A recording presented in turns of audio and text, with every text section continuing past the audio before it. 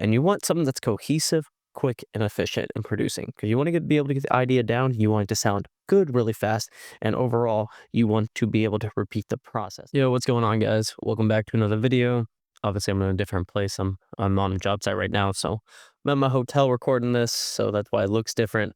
But today I want to talk about one simple trick that is absolutely ruining a lot of beginner and intermediate people's mix downs, and it's a really simple trick that you just fix right off the rip and even prevent yourself from getting in this situation. So today I created a little loop to explain and showcase why I think it's important to do it this way. So if we jump into Ableton, I have a very basic drum loop here. Sounds like this. Your typical dubstep loop. I have a sub bass right here. Sounds like this.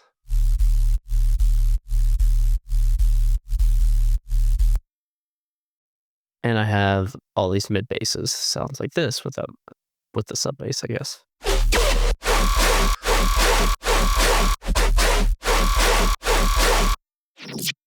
We have some fill here at the end. So these are the three components in it, and it's just showcasing, mocking a drop. Now, if you want to get the sub bass, this is the new sub Serum rack I just put out. I can show you real quick, just a quick demo of all the different functionalities you can get out of this basic rack. This basic sub, you got a noisy one, you got tear out that gets more intense as you go through them.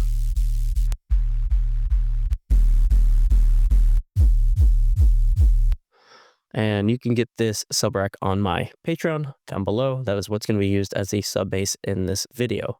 To showcase the trick, it's going to involve your master, and that's going to be using your master chain off the rip. For example, I want to show you what this sounds like off the rip, no master, and just how it sounds.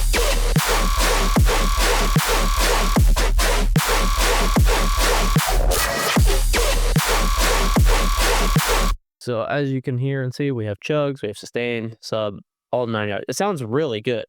The problem is when I turn on my mastering chain, it sounds like this.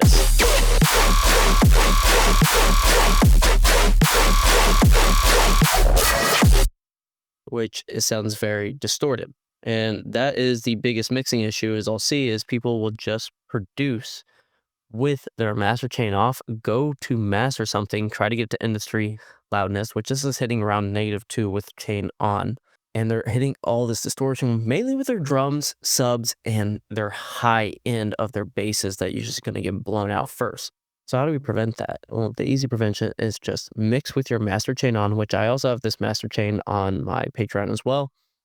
It's just simple utility, a little bit of multi-band compression, gaining, and you have a clipper at the end, which I just use G-Clip, which is free. I also have an aux for inflator, but it's not important for this video. It just adds a little more drive to my mix. The reason why you want to start with your master chain is because you can get a really quick loop like this to the loudness you want right off the rip. And we can make a couple corrections to this mix because I'm very familiar with my mixing process. This may not be the case for you.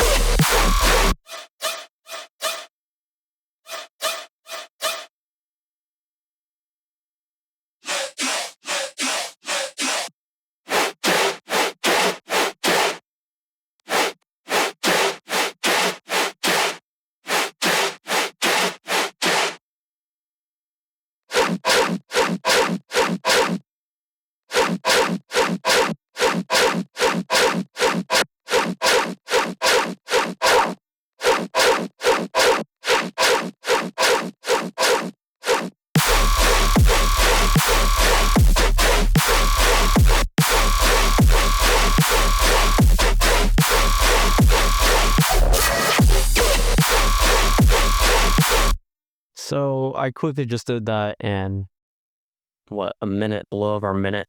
I only had a few lanes to work with. Your project files are much bigger. Now I could just correct this by having my master chain off, quickly making a drum loop my first few basses and making sure it's around the loudness I want, -3 lufs to -1 lufs, wherever you produce.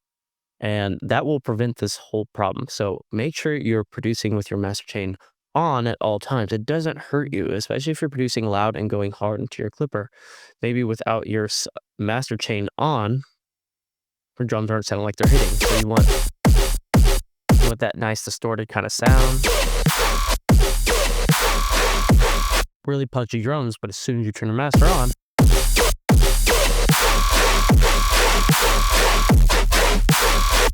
it sounds distorted. So we need to balance our mix appropriately with the master chain on, depending on how advanced yours is. Like I said, I use very minimal mastering here. So this is a very simple chain, just a little bit of compression and just a little bit of utility in to get the loudness I want, and it's already causing that many issues. If your mastering chain is much more complex, you're going to run into way more issues.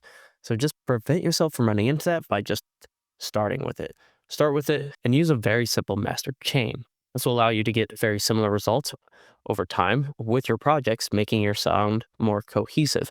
If you're doing crazy stuff on a project file and you're not liking one mix, so maybe you're doing that and maybe you want to low cut a little bit and you're adding warmth here, and then your next track you're doing not that and you're slightly different in your mix, it's going to change your artistic like style as far as your mix downs go, and you want something that's cohesive, quick, and efficient in producing because you want to be able to get the idea down. You want it to sound good really fast, and overall you want to be able to repeat the process. And that's what my chain, why I use very similar stuff, like my subs are all very quick to go. I don't have to make this every single time. I drag and go, and I just have a very efficient system. So it's a very short video. I hope that explains why you want to start. That way you're avoiding distortion or gain staging issues down the road. And feel free to join my Patreon down below and subscribe if you're new here. I'm trying to hit 10K this year. I think we can easily do that, and your help's appreciated. So take care. Happy New Year, and I'll see you in the next video.